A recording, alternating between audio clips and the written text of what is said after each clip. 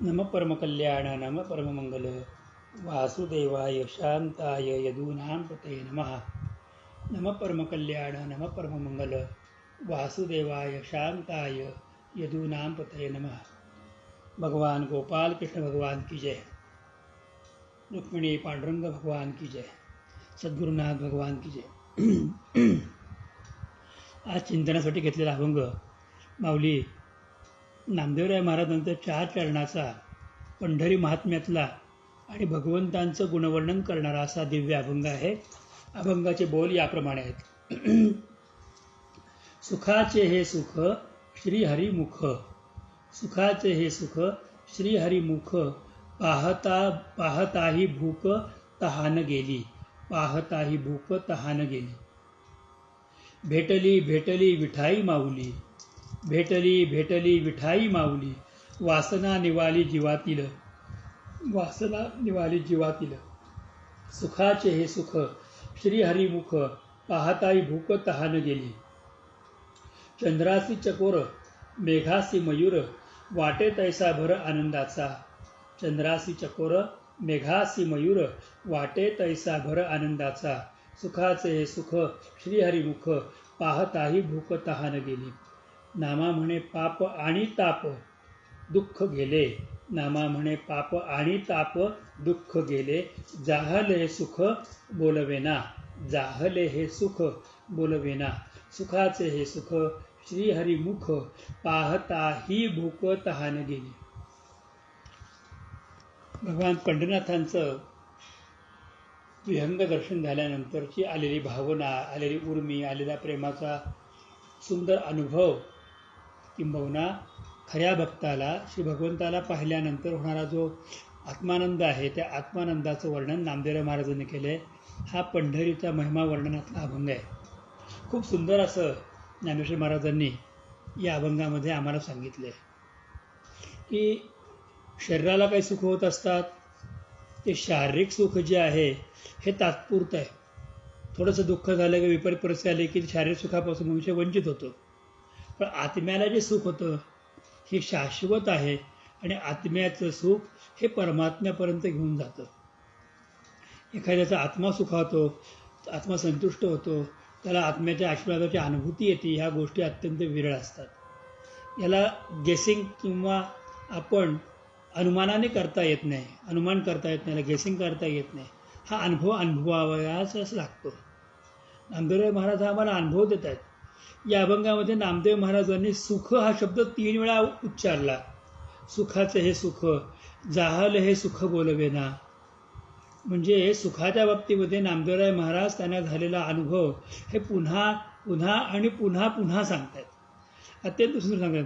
गोष्ट अशी आहे की ते विटेवरती भगवंत उभा आहे, निर्गुण निराकार आहे, तो सगुण साकार झालेला आहे. हा संतांनी दिलेला साक्षात्काराचा मार्ग आहे किंवा संतांचं वचन आहे. पण माझा खरंच एक प्रश्न आहे, मूलभूत प्रश्न आहे, सर्वांनाच प्रश्न आहे हा, की पांडुरंग भगवंत विटेवरती उभा आहे, ते सगुण आहेत, हे किती जणांना वाटतं? बहुतेक लोक भगवंताची मूर्ती पाहतात, पाषाणमय मूर्ती आहे ती पाहतात, त्याच्यावरच्याच घातलेल्या दागिन्यांना, वस्त्रालंकाराला किंवा त्या भगवंताच्या मुकुटावरच्या मस्तकावरच्या मुकुटाला, त्यातल्या रत्नजडित अशा सगळ्या प्रभावळीला, पाठीमागच्या प्रभावळीला, घातलेल्या हाराला, या सगळ्याला देवदर्शन समजतात. पण खरंच हा प्रश्न आपल्या अंतःकरणाला विचारा की किती वेळा पंढरपूरला गेला आणि किती वेळा साक्षात्काराने श्री भगवंताला अनुभवण्याचा तू प्रयत्न केलास. तू पाहिलंच असं माझं म्हणणं नाही, तू प्रयत्न केलास. तिथं गेल्यानंतर ती मूर्ती न पाहता ते चैतन्य आहे, ते माझ्यासाठी उभं आहे आणि त्याचा माझा विश्वास आहे. जरी आज मला हे चैतन्य जाणवत नसलं तरीही हे चैतन्य ज्या ज्या संतांनी अनुभवलेलं आहे त्या त्या संतांच्या वाणीमधून त्यांनी लिहून ठेवलेलं आहे आणि संत कधीही खोटं बोलत नाही. मग संतांनी सांगितलं त्याच्यावरती माझा विश्वास आहे, संतांची ये पायी हा माझा विश्वास. मग असं किती जणांचा विश्वास आहे? संत सांगतात की बघ समोर पांडुरंग उभा आहे, तर आपण त्याकडे बघतो. काय बघतो आपण नेमकं? तर पांडुरंगाने घेतलेलं वस्त्र कोणतं आहे, आज कोणत्या रंगाचं सोहळं नेसलं आहे, आज कोणत्या रंगाचं उपवर्ण आहे, आज देवाची छबी कशी गेली आहे. आता तर सध्या पंढरपूरला गेल्या काही वर्षापासून एक वेगळीच तऱ्हा निघाली आहे. तऱ्हा हा शब्द योग्य आहे की मधनं कोणतरी येतं, आपलं स्वतःची इच्छा व्यक्त करतं आणि फुलांचं डेकोरेशन केलं जातं. इतकं फुलं, पानं, पत्री, इतक्या प्रकारची फळं काय लावून सगळं सजवायचं. अरे ज्याच्यामुळे हा तयार झाला, ज्याच्यामुळे विश्वब्रह्मांड हे सजलेलं आहे, त्याला अजून वेगळं काय सजवायचं आहे? मला एकाने प्रश्न विचारला होता आणि त्या प्रश्नाचं उत्तर मी खरोखर द्यायला त्यावेळेला असमर्थ ठरलो होतो. तो म्हटला होता की श्रीमंतांचा देव बालाजी म्हणतात, गरिबांचा देव पांडुरंग म्हणतात, पण म्हणे मी कितीतरी वेळा पांडुरंगाच्या अंगावर एवढे दागिने बघितलेले आहेत, एवढं ऐश्वर्य बघितलेलं आहे, मग हा गरिबांचा देव कसा? किंबहुना हाही श्रीमंतांचाच देव आहे, कारण आता पैसे दिल्यानंतर दर्शन होतं. खरंच दर्शन घेणारा तरी काय करतो? पैशातून दर्शन घेतो म्हणजे कोणाला पाहतो? भगवंताला पाहतो, भगवंताच्या श्रीविग्रहाला पाहतो, आपल्या आत्मानंदाला पाहतो का त्या विटेवरच्या चैतन्याची अनुभूती संतांनी सांगितली त्या संतांच्या दृष्टीने भगवंताला पाहतो. खरोखर आश्चर्याची गोष्ट आहे. ज्या वेळेला सुंदर ते ध्यान या अभंगावरती आणि अजून एक अभंग की भगवंताचं दिव्य रूप, तो कुमारांचा अभंग होता. त्या अभंगावरती ज्यावेळेला आपण चर्चा केली की मदनाचा पुतळा राजेचा सुकुमार, त्यावेळेला मला एका भक्ताकडून प्रश्न आला होता की तुम्ही जे सांगत आहात त्या दृष्टीने किती लोक पाहत असतील हो महाराज? मी सुद्धा कधी बघितलं नाही, किंवा हे किती लोकांना दिसतं? खरंच हे अनुभवता येतं का? हे अनुभवताचं मी काय करू? हाही प्रश्न आहे.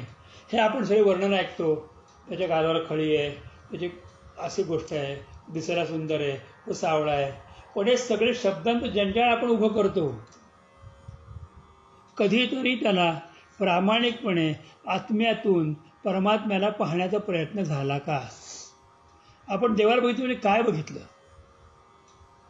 बाह्यतकारी प्रतिमा, बाह्यतकारी घातलेले वस्त्रालंकार. आज देवाचे कपडे बरोबर होते, आज देवाचं बरोबर नाही. काही लोक म्हणतात की देवाला ज्यावेळेला लेपन केलं गेलं त्याच्यानंतर देवाचा चेहरा बदलला. काहीतरी म्हणतात की देवाला पाहत असताना मला वेगळा अनुभव आला, देवाचे डोळे उघडे वाटले, देवाला अत्तर तोंडाला लावून त्याला सकाक्त करतात. अरे एक का दोन, अनेक प्रश्न आहेत. तिथे उभं राहिलेली माणसंसुद्धा दर्शन घ्याल पुढे चला म्हणतात, पण दर्शन घ्यायचं कोणाचं? जर संतांची उक्ती अंतरंगात साठवलेली नसेल तर दर्शन तू प्रतिमेचं घेतोयस, प्रतीकाचं घेतोयस, परमात्म्याचं नाही. नामदेवराय महाराज या अभंगातून आम्हाला तो प्रश्न विचारतात आणि ती दृष्टी देतात. तुम्ही परमात्म्याचं बघण्याचा प्रयत्न करा. नाही दिसत सुरुवातीला. अहो नामदेवराच्या वडिलांना पण देवाला जेवायला घालता आलं नाही आणि नामदेवरायांच्या नंतर कोणाला देवाला जेवायला घालता आलं नाही. पण म्हणून काय देव काय चैतन्यमय नाही आहे? तर त्या चैतन्यमय परमात्म्याला पाहण्यासाठी म्हणून आपण किती मन उताविळ ऊर्ध्व पाहावया दृष्टी, हे किती आहे? वर बघण्यासाठी दृष्टी किती वेळा जाती आणि किती वेळा उतावीळ होतं. हे जोपर्यंत आपलं अंतःकरण करणार नाही ना, तोपर्यंत सुखाचे हे सुख हे शब्दच आपल्याला नीट कळणार नाहीत. आम्हाला नेमकं काय पाहायचं, कुठं अडकायचं आणि कसं अडकायचं ह्याच गोष्टीची जाणीव नाही आहे. आम्ही पाहतो बाह्यात काय, आम्ही पाहतो काहीतरी वेगळं आणि वेगळं काहीतरी पाहून आम्ही त्या भगवंताविषयी वेगळं अनुमान करतो. गोपिकांनी वेगळंच बघितलं होतं. रासक्रीडा करताना भगवंताला बघितल्यानंतर गोपिकांनी हेच म्हटलं होतं की त्याच्यामध्ये मीपणा आला आणि तो मी आल्याबरोबर लोकांना अंतर्धान पावले. रासक्रीडा कळण्यासाठी हा एक महत्त्वाचा भाग आहे की आपल्या भगवंताला पाहिल्यानंतर आपल्यातला मी हा उफाळून येता कामा नये. पण जोपर्यंत हा मी वरती येत असतो तोपर्यंत ना गोपिकांना भगवंत कळाला, ना तुम्हा आम्हाला भगवंत कळणार आहे, ना कोणाला. पण ज्या क्षणी विरहाच्या तापामध्ये गोपिका पोळात पोळल्या आणि अंतःकरण त्यांचं धुतलं गेलं, त्या पाण्याच्या स्वच्छ झाल्या, त्याच क्षणी तासाम आविर्भूत शौरी स्वयमान मुखांबुज, स्वतः भगवंताने आपलं तोंड दाखवलं. मुखांबुज म्हटलं शब्द तिथे वापरला आहे. मुखांबुज, आपलं तोंड त्यांनी दाखवलं. मग पितांबर धरस तर साक्षात मन्मथ मन्मथ कोटी कोटी कांतिवाचं धारण करून भगवंत प्रकट झाला होता. ते दिव्य दर्शन, ती दिव्य अनुभूती, तो दिव्य भाव, ते दिव्य स्पर्श, ते दिव्य दर्शन हे गोपिकांना झालं. पण जोपर्यंत माझ्यातलं मी जागा आहे ना, तोपर्यंत ना या गोष्टी कळत, ना या गोष्टीचा अनुभव येत, ना या गोष्टींच्या विषयी सुख कळत. फक्त एकच की भगवंत मी दर्शनाला गेलो होतो म्हणजे कुणाला बघितलं तुम्ही, मंदिरात कोण भेटलं, कोण कोण होतं, आज लाईनीमध्ये पुढं कोण होतं, आज लाईनीमध्ये मागं कोण होतं, आज कोण मोठ्या आवाजामध्ये भजनं म्हणत होतं, कोणाचा आवाज चांगला आहे, कोणी रांगोळी कुठे काढली, कोणी काय केलं, आज सकाळ सकाळी देवाचा पोशाख कसा, अरे अरे बस न सांगू इतक्या गोष्टी द्या. या सगळ्याचं कारण तुम्ही मी घेऊन जाता बघायला. जोपर्यंत मी माझ्या मीला बरोबर घेऊन भगवंताला बघायला गेलो ना, साक्षात भगवंत जरी समोर उभा राहिला ना, तरीही तो भगवंतांमध्ये आम्हाला काही वेगळी अनुभूती येणार नाही, काही वेगळं चैतन्य आहे ते वाटणार नाही. तर ज्याला वेगळं काय बघायचं आहे त्याने आपल्या अंतरंगातल्या मीला दाबलं पाहिजे आणि त्या मीचा लोप करून त्या परमात्म्याकडे पाहिलं पाहिजे. तेव्हा त्याला कळेल की सुखाचे सुख म्हणजे नेमकं काय आहे. हे नुसतं सांगण्याची ऐकण्याची गोष्ट नाही बरं, याच्या ही अनुभवण्याची गोष्ट आहे. ते श्रीहरीचं मुख पाहायचं आहे आणि ते श्रीहरीचं तसं मुख नामदेवराय महाराजांनी बघितलं. आणि त्यावेळेला ज्यावेळेला त्या भगवंताला पाहता पाहणे गेले दुरी म्हणे चोखियाची महारी. ज्यावेळेला पाहता पाहता ज्याला पाहतोय ते पाहणं दूर होतं, त्याच वेळेला खरं पाहिलं जातं. पाहता पाहणे गेले दुरी म्हणे चोखियाची महारी. भगवंताला पाहता पाहता ते सगळं विसरलं जातं आणि फक्त एकच ते चैतन्य उभं आहे, त्या चैतन्याला ह्या चैतन्याने बघितलं, एवढाच फक्त एक अनुभव राहतो. ज्ञानेश्वर महाराज म्हणतात, फार ज्ञानेश्वर महाराजांची वाणी तर भयंकर दिव्य आहे, थोड्या कळायला अवघड पडे, पण ते म्हणतात, त्यांनी एक सांगितलं की मी कसं बघितलं भगवंताला. तर ज्ञानेश्वर महाराज म्हणतात, पाया पडू गेले तेव्हा पाऊलची न दिसे, उभाची स्वयंभू असे, समोरो की पाठीमोरा हेची न कळे, टकची पडिले कैसे. मला हे कोडं कसं काय पडलं की मी बघतोय की प्रत्यक्ष पांडुरंग उभा आहे आणि समोर की पाठीमोरा, कारण ते समोरनं पाहत आहेत त्यांना दृष्टी पुढची आहे. पण समोरनं पाहत असताना भगवंताला स्पर्श करत असताना तो दश दिशांमध्ये दिसतोय. मी नमस्कार तरी कोणाला करू नमस्कार आणि कुठल्या बाजूला करू, माझ्या सन्मुख तू आहेस म्हणून तुला समोर नमस्कार, पण माझ्या पाठीमागेही तूच आहेस, माझ्या बाजूलाही तूच आहेस, वरती तूच आहेस, खालीही तूच आहेस, दश दिशांना तूच आहे, उजळल्या दश दिशा गगना आली जी शोभा, सगळीकडे तूच आहेस. हा अनुभव साधकाला यावा लागतो. श्रीहरिमुख या अनुभवाचं नाव आहे. हा अनुभव आल्यानंतर खरं सुख मिळतं आणि हा अनुभव मिळाल्यानंतर पाहता भूक तहान गेली. आता याच्यातली भूक कोणती आहे आणि तहान कोणती आहे, तर भूक लागली होती भगवंताला प्राप्त करण्याची आणि तहान लागली होती भगवंतांच्या शरणाच्या दर्शनाची. ही पोटाची भूक जी असते ना ती अध्यात्म करत नाही आणि शरीराची तहान जी आहे ती परमार्थ करत नाही. ही भूक वेगळी आहे. ही संसारातल्या सगळ्या भुकेपेक्षा, शरीराच्या भुकेपेक्षा, मनाच्या भुकेपेक्षा, इंद्रियांच्या भुकीपेक्षा ही वेगळी भूक आहे. ही भूक अशी आहे की ही भूक लागल्याशिवाय भगवंत पाहायला मिळतच नाही. काही भेटेसी बा मजरा सुभद्रा, ही भूक आहे. कधी मला तुझी भेट होईल, कधी मला भेट होईल, कधी मला ते चरण दिसतील, मला सांगा ते कधी दिसेल, केव्हा भेटेल मला, ही भूक आहे. आणि ती तहान कोणती आहे, तर ज्याप्रमाणे गाय पाण्यासाठी तहानलेली आहे, सृष्टी ज्याप्रमाणे जलासाठी आकांक्षित आहे, त्याप्रमाणे भगवंतांच्या चरणतीर्थासाठी व्याकुळ झालेलं असतं. ते चित्त ते त्या श्रीहरीच्या मुखाला बघून सुखाचे सुख अनुभवतं. योऽन्तः प्रविश्य मम वाचे मिमा प्रसुप्तां संजीव येते शक्तिधर स्वधामना अन्यांश हस्तचरण श्रवणत्वगादीन प्राणान्नमो भगवते पुरुषाय तुभ्यम. असं प्रेमाने म्हणणारे ध्रुवजी महाराज ते भगवंताला समोर पाहिल्यानंतर त्यांना सुखाचं सुख झालं, तहान भूक हरपली आणि त्या भगवंताला ते पाहत राहिले. ही खरी आनंदाची अवस्था आहे. आणि ह्या आनंदाच्या अवस्थेमध्ये एवढे नाचायला लागले नामदेवराय महाराज की ते त्या चैतन्याला बघून धावत गेले आणि म्हणतात, भेटली भेटली. मला जी काही तहान भुकेची व्याकुळता होती ती भेटली, ती मला मिळाली. पहिली भेटली म्हणजे भगवंत भेटला, आणि दुसरी भेटली म्हणजे अंतरंगाला त्याची प्राप्ती झाली. आणि मग भगवंताला विठाई आई करून टाकलं, माऊली. पुन्हा 2 वेळा तेच शब्द, भेटे 2 शब्द, विठाईमध्ये पण आई आणि माऊलीमध्येही आईच.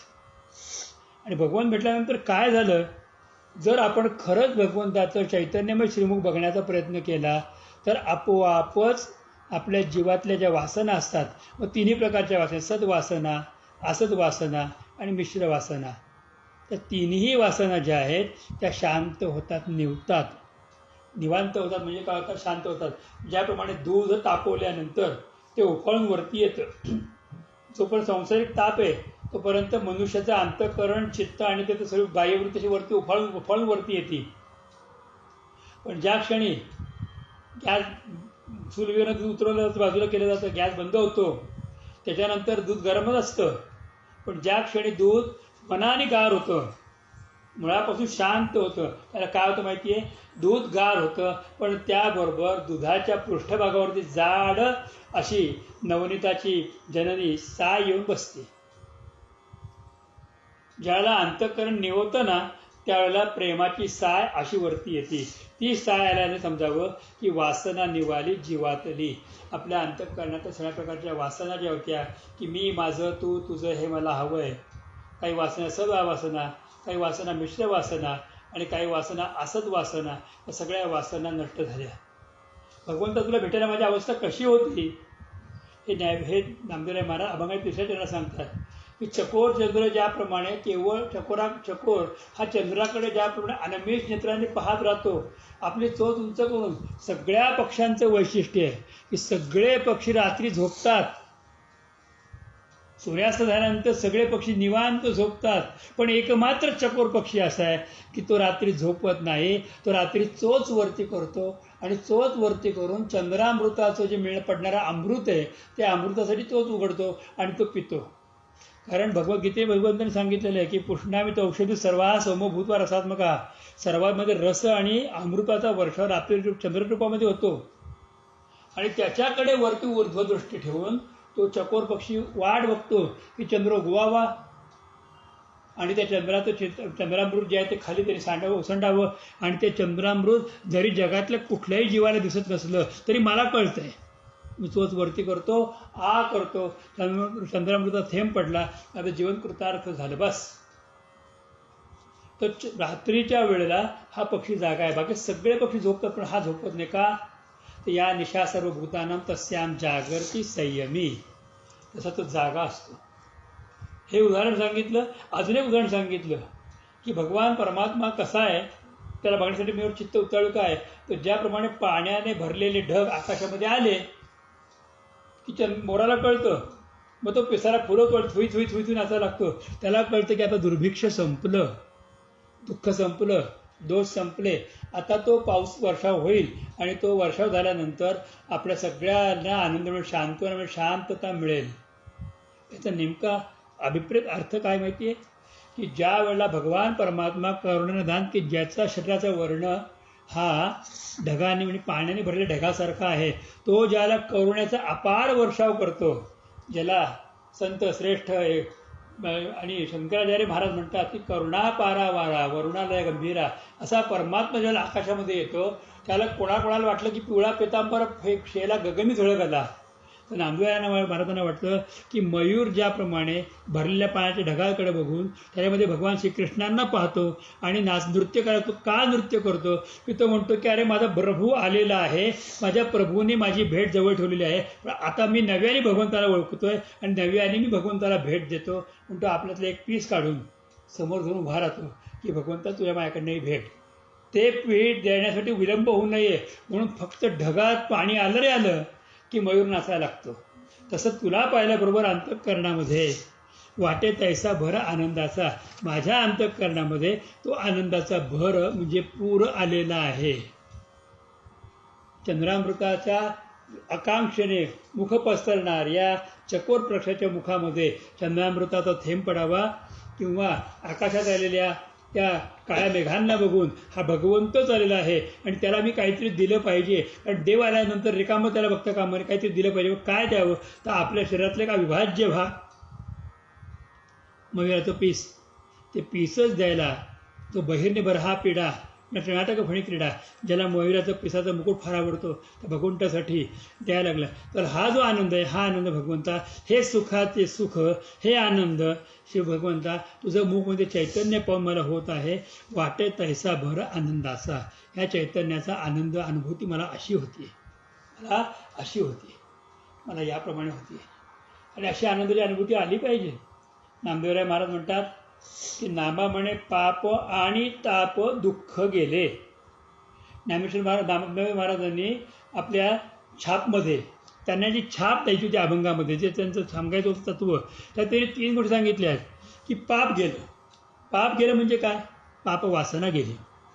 आणि ताप गेला, हा ताप म्हणजे कोणता? तर त्रिविध प्रकारचा ताप, जन्मोजन्मीचा, संचिताचा, प्रारब्धातला, सगळे प्रकारचे ताप. आणि दुःख, दुःख कोणतं? तर जन्माला येणं आणि मरणं, हे जन्ममृत्यूचं दुःख.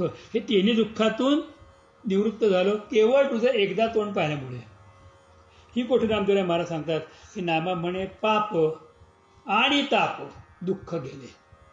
पापाच्या मध्ये आणि शब्द आणला आहे, फार मोठी गंमत याच्यामध्ये. आणि नुसतं पाप गेलं असतं तरी तो व्यक्ती जी आहे ती खरंच निष्कलंक होईल का?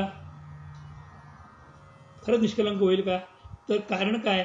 तर दुःख गेल्याशिवाय निष्कलंक कसा होईल? दुःख म्हणजे जन्ममरणाचे भोग हे गेलेच पाहिजेत ना. तापही गेला, भार पाप तुकोबाला म्हणतात तसं की भार गेला, क्षीण गेला, अवघा झाला आनंद. तशी गोष्ट भगवंताला बघून पाप गेले आणि ताप दुःख गेले. इथल्या आणि शब्दावरती जोर देऊन सांगतायत, तीच गोष्ट आपण लक्षात घेतली पाहिजे की नामा म्हणे पाप आणि ताप दुःख गेले. दुःखही, तापही गेलं, दुःखही गेलं. आणि जाहले सुख बोलवेना, मला काय आनंद होतोय. ज्याने आनंद अनुभवलाय त्याला बोलता येत नाही, आणि ज्याला बोलता येतं त्याला आनंद अनुभवता येत नाही.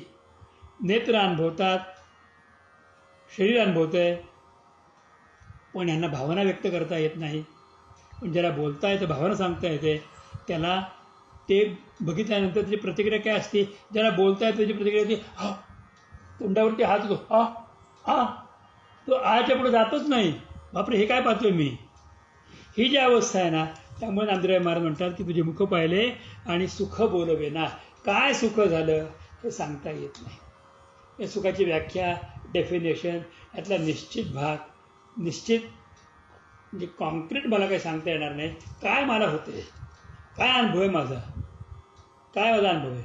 म्हणून सगळ्या श्रवण करणाऱ्या सद्भक्तांना प्रेमपूर्वक सांगणं एवढंच, तुम्ही भगवंताला दर्शनाला जाता, मग तुम्ही पांडुरंगाला जा, तुम्ही देवदेवतांना जा, तुम्ही समाधीमध्ये जा, एखाद्या सत्पुरुषाच्याकडे जा, तुम्ही काय पाहता त्यातल्या चैतन्याला पाहण्याचे अनुभव शिका.